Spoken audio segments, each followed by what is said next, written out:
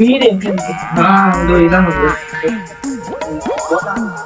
இப்ப அடிக்கிட்ட யாராவது சின்னதா கட்டி வச்சிருக்கா? என்ன ஆள் ஒரு மாதிரியா வரும், தண்ணி போட்டுட்டு வரணும்.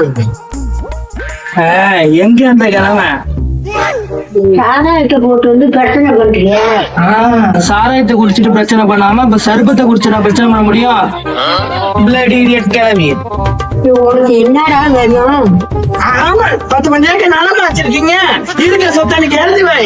கூப்பிடு அந்த கிழவன. மரியாதை போயிடு, ஒழுங்கா போயிடு. அவர் வார நேரம் கொட்டை வாங்கிட்டு போயிடாத. எனக்கு என்ன பயமா?